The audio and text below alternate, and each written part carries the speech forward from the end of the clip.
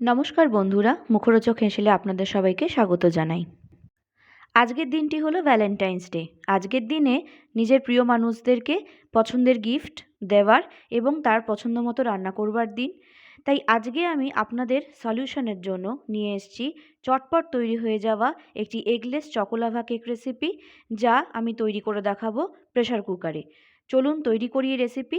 তবে তার আগে আমার চ্যানেলটিকে সাবস্ক্রাইব করে আমার পাশে থাকুন। নতুন ভিডিও নোটিফিকেশন সবার আগে পেতে বেল আইকনটিকে প্রেস করুন। ভিডিও ভালো লাগলে অবশ্যই লাইক করুন, সবার সাথে বেশি বেশি করে শেয়ার করুন এবং কমেন্ট করে জানান আপনাদের মূল্যবান মতামত। প্রথমেই আমি প্রেশার কুকারটাকে প্রিপেয়ার করে নেব বেকিংয়ের জন্য, ঠিক যেমন ওভেনের কনভেকশন মোড কাজ করে। তার জন্য আমি এর মধ্যে দিয়ে দিলাম নুন এবং হাতের সাহায্যে নুনটাকে চারিদিকে প্রেশার কুকারের তলদেশে সমানভাবে ছড়িয়ে দিতে হবে, যেন একটা সমান লেয়ার তৈরি হয়। এবার প্রেশার কুকারের ঢাকনাটা সিটি ছাড়াই 10 মিনিটের জন্য ঢেকে রেখে দেব প্রিহিট করবার জন্য মিডিয়াম ফ্লেমে। ঢাকাটা লক করবার দরকার নেই। ততক্ষণে আমরা বানিয়ে নিই কেকের ব্যাটার। এরপর একটা মিক্সিং বোলের মধ্যে একটা স্ট্রেনার এভাবে সেট করে নিয়ে ওর মধ্যে আমি দিয়ে দেব 1/4 কাপ প্লাস 1 টেবিল স্পুন ময়দা বা অল পারপাস ফ্লার।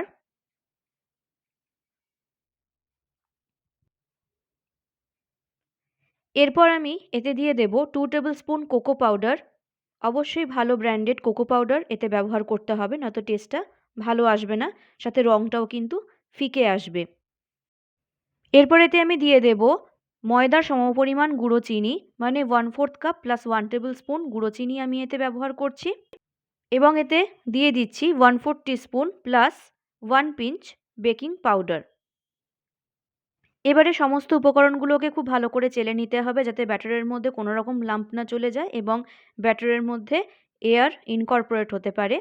আমি সমস্ত পরিমাণ 2-3 জনের মতো করে নিয়েছি। রেশিও ঠিক রেখে আপনারা উপাদানের পরিমাণ বাড়াতে পারেন যদি বেশি পরিমাণে বানাতে চান। যে কোনো রকম লাম্প যা চালনির মধ্যে থেকে যাবে তা একটা স্প্যাচুলার সাহায্যে এভাবে ভেঙে ব্যাটারের মধ্যে দিয়ে দিতে হবে, যাতে সমস্ত উপকরণটার ঠিকঠাক পরিমাণে ব্যাটারের মধ্যে থাকে।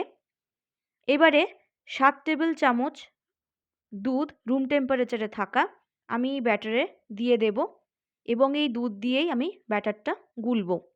দুভাগে ভাগ করে আমি দুধটা দিয়ে দিচ্ছি ব্যাটারের মধ্যে এবং একটা হ্যান্ড হুইস্কারের সাহায্যে ব্যাটারটাকে গুলে নিচ্ছি।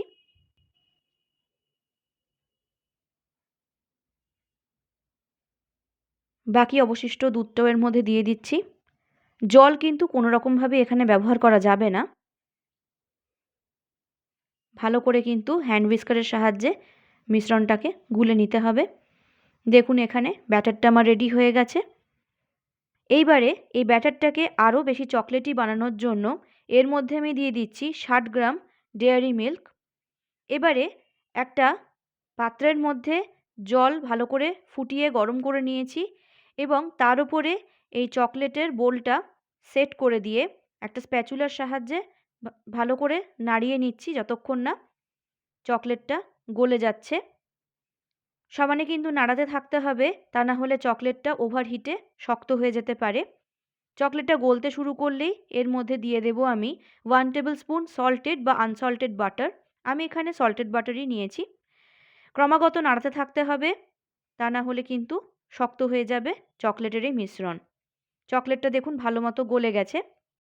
এইবারে এই মেল্টেড চকলেটটা আমি ব্যাটারের সাথে মিক্স করে নেব। এতে ব্যাটারটা অনেক বেশি চকলেটি হবে। একটা হুইস্কারের সাহায্যে আবারও সব কিছু খুব ভালো করে আমি মিশিয়ে নিচ্ছি। এবারে ব্যাটারটাকে একটু পাতলা করবার জন্য এতে আমি রুম টেম্পারেচারে রাখা 2 টেবিল স্পুন দুধ অ্যাড করছি, কারণ চকোলাভা কেকের ব্যাটার কিন্তু একটু লিকুইডই হয়। আমি এতে টোটাল 9 টেবিল স্পুন দুধ ব্যবহার করেছি। ব্যাটারটা এখানে আমার তৈরি হয়ে গেছে। আমি এখানে দুটো পোর্সিলিনের কফি মাগ নিয়েছি। আপনারা চাইলে পোর্সিলিন কাপও ইউজ করতে পারেন। এইবারে এগুলোকে খুব ভালো করে বাটার দিয়ে গ্রিজ করে নিতে হবে। একটা কাপ আমার অলরেডি বাটার দিয়ে গ্রিজ করা হয়ে গেছে। এবার আমি অন্যটা আপনাদের করে দেখাচ্ছি। একটা ব্রাশের মধ্যে মেল্টেড বাটার নিয়ে তা দিয়ে মাগের সমস্ত পোর্শন খুব ভালো করে ব্রাশ করে নিতে হবে। এরপরে এই ব্যাটারটা কাপের 2/3 পোর্শন কিন্তু ফিল করতে হবে। তার আগে একবার ফাইনাল মিক্স করে নেব।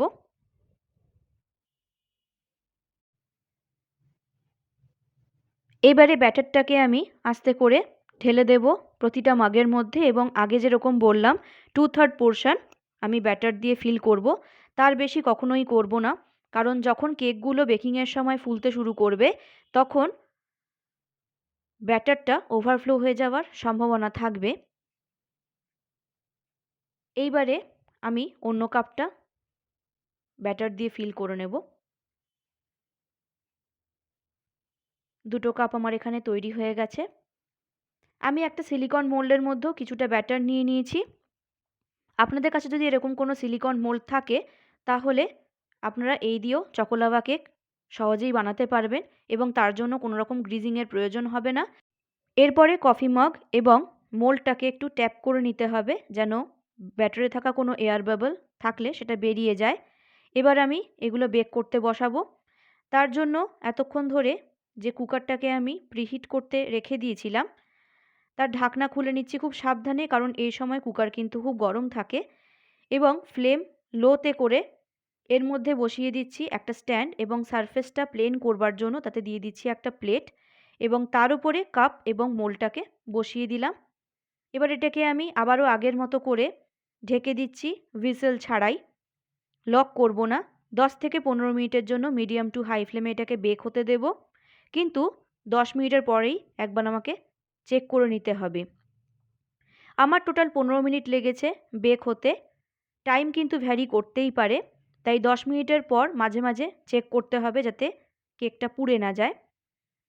একটা সুন্দর ডার্ক কালার, একটু শক্ত হয়ে যাওয়া চারিদিক, এবং মাঝখানটা লিকুইডি, এটাই হলো কিন্তু চকোলাভা কেক বেক হয়ে যাওয়ার কিছু লক্ষণ।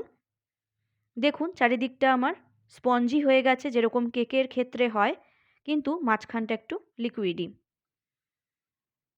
কেকগুলো আমার একদম তৈরি হয়ে গেছে। এবার আমি ফ্লেম অফ করে এগুলোকে আস্তে করে প্লেট করে নিচ্ছি।